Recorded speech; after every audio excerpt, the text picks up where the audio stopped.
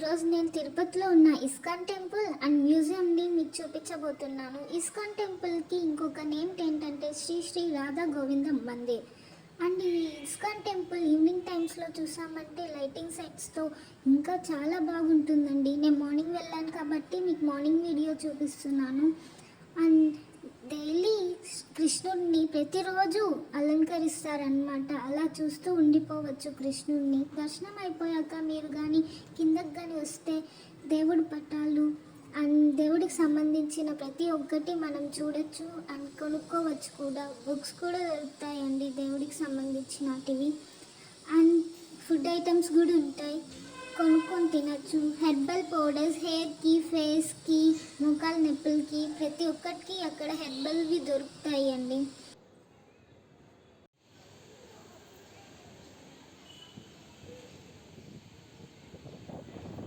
ఇప్పుడు మీకు మ్యూజియం చూపించబోతున్నాను. ఇందులో ఎంట్రన్స్ టికెట్ పెద్దవాళ్ళకి మాత్రం 20, చిన్న వాళ్ళకి 10 రూపీస్. మేము చిన్నప్పుడైతే ఫ్రీగానే పోయేవాళ్ళం, కానీ ఇప్పుడు కొత్తగా ఎంట్రన్స్ టికెట్ పెట్టారండి.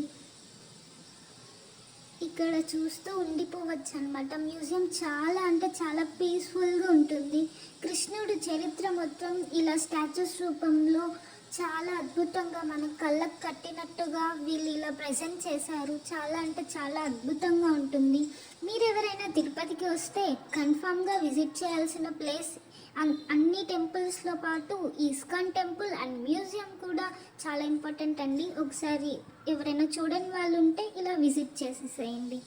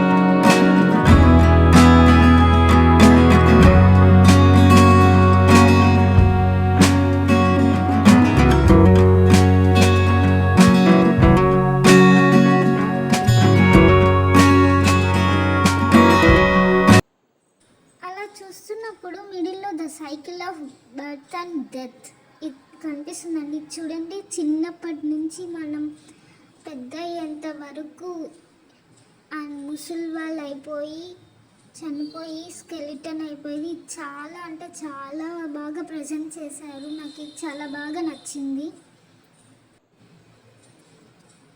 ఇతను వచ్చేసి ఇస్కాన్ టెంపుల్ని నిర్మించిన వారంట.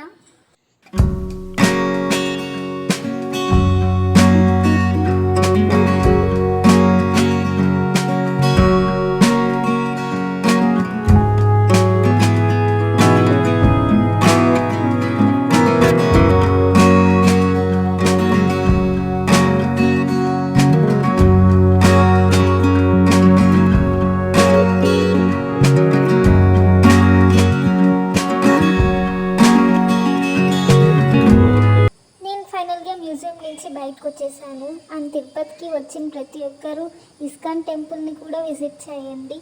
Thanks for watching.